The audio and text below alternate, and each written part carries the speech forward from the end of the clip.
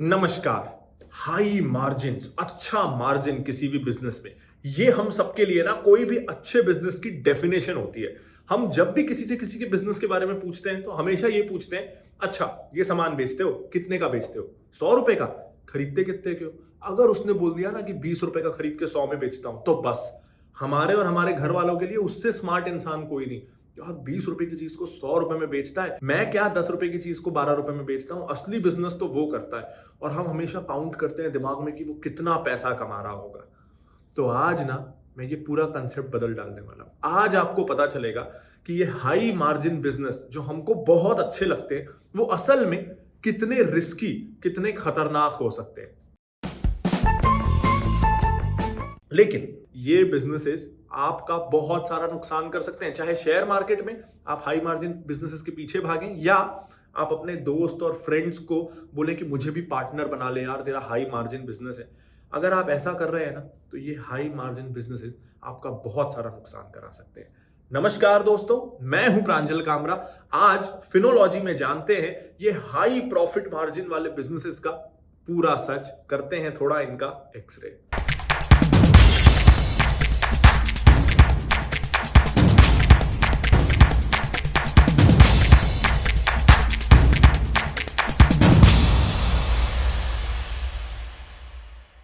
तो आपको बस ticker.phinology.in पे आना है और इसके स्क्रीनर सेक्शन पे आप क्लिक करिए। उसके बाद चलिए मैं आपको अब कुछ हाई मार्जिन बिजनेसेस पहले तो ढूंढ के बताता हूं। तो हाई मार्जिन यानी अब मेरे को नेट प्रॉफिट से मतलब है, तो मैं यहां ढूंढूंगा नेट प्रॉफिट मार्जिन वाली बिजनेस। ऐसे बिजनेस जिनका पिछले साल नेट प्रॉफिट मार्जिन चल मानते हैं 40% से ऊपर हो। नेट प्रॉफिट है ये, यानी टैक्सेस सारे खर्चों के बाद, तो 40% नेट मार्जिन ये बहुत अच्छा होता है। चलिए देखते हैं ऐसे कितने बिजनेसेस हैं। तो अभी 210 ऐसे बिजनेसेस हैं। क्योंकि ये 40% का नेट मार्जिन लाना बहुत मुश्किल है, इसलिए 5000 में से 200 कंपनीज ही ऐसी हैं जो ऐसा कर पाती है। अब एक झलक में लगता है कि इससे अच्छा क्या, इतना ये मुनाफा कमा रही हैं, ये तो बहुत अच्छी कंपनीज हैं। अब ना एक चीज मैं आपको पहले दिखा देता हूं, फिर एक्सप्लेन करता हूं। ये बहुत इंटरेस्टिंग है, तो जरूर देखिएगा। अब इनमें से ऐसी कंपनीज देखते हैं जिनका रिटर्न ऑन कैपिटल, यानी पैसे पे इस कंपनी ने कितना पैसा कमाया, वो 10% से कम का है। जरा देखते हैं इसमें से कितनी ऐसी कंपनीज हैं। वाह, तो 210 में से 133 कंपनीज ऐसी हैं जिनका आरओसी पिछले साल 10% से भी कम का है। अब ये थोड़ा टेक्निकल हो रहा है, लेकिन डरिए मत, मैं यहां चीजों को सिंप्लीफाई करने ही तो हूं ना। तो चलिए मेरा नॉट सो अच्छा सा चेहरा फिर से देखते हैं और चीजों को सिंप्लीफाई करते हैं। तो चलिए अब मैं आपको बताता हूं कि मैंने वो स्क्रीन करके आपको क्यों दिखाया, उसका क्या मतलब था। मैं आपको दो सिनारियोज देता हूं और आप चूज करिएगा आपको कौन सा बेटर लग रहा है। पहले सिनारियो में आपको ये बोलता हूं कि एक 100 रुपए की ना मुझे नोटबुक खरीद के दे दीजिए। वो नोटबुक को मैं शाम तक 200 रुपए में बेच दूंगा और जो 100 रुपए मुनाफा है वो आपको दे दूंगा, पूरा मुनाफा आपका। ये है सिनारियो 1। दूसरा मैं आपको ये बोलता हूं कि आप 100 रुपए मुझे दे दीजिए। 100 रुपए की नोटबुक खरीद के मत दीजिए, 100 रुपए मुझे दे दीजिए। दिन के अंत तक मैं आपको वो 500 करके दे दूंगा। कैसे करूंगा, क्या करूंगा, वो छोड़िए, लीगल ही होगा, कुछ भी इलीगल नहीं होगा, कुछ भी ऐसा नहीं होगा जिसमें आप फंसो, लीगल होगा। लेकिन मैं आपको दिन के अंत तक 500 रुपए दे दूंगा।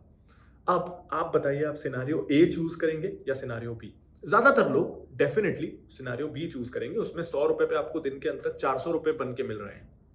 अब इसी चीज को समझिए, जब हम हाई मार्जिन के पीछे भाग रहे हैं ना, तो हम सिनारियो ए चूज कर रहे हैं। हम ये बोल रहे हैं कि हमको तो हाई मार्जिन चाहिए। आप एक नोटबुक लो और चाहे एक ही नोटबुक बेचो, लेकिन 100% मुनाफे पे बेचो।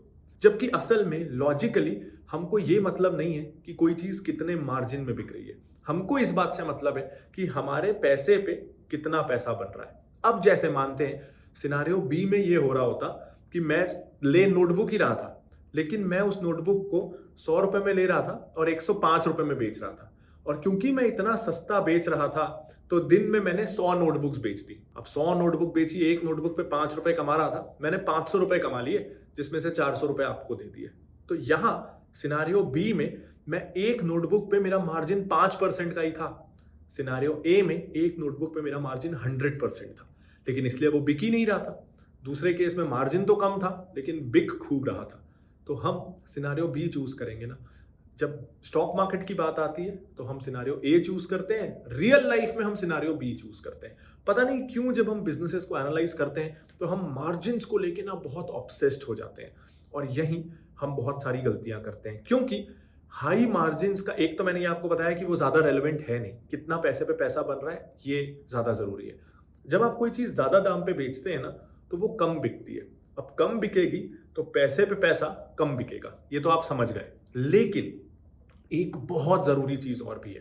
लेकिन उसके पहले इन्वेस्टोनॉमी को आप सब चाहते थे ना कि हिंदी में आ जाए, तो मुझे ये बताते हुए बहुत खुशी हो रही है कि इन्वेस्टोनॉमी हिंदी में आ गई है, Amazon पे अवेलेबल है। इसका लिंक आपको इस वीडियो के डिस्क्रिप्शन में मिल जाएगा, और जल्द ही आपके नजदीकी बुक स्टोर में भी अवेलेबल होगी इन्वेस्टोनॉमी हिंदी में।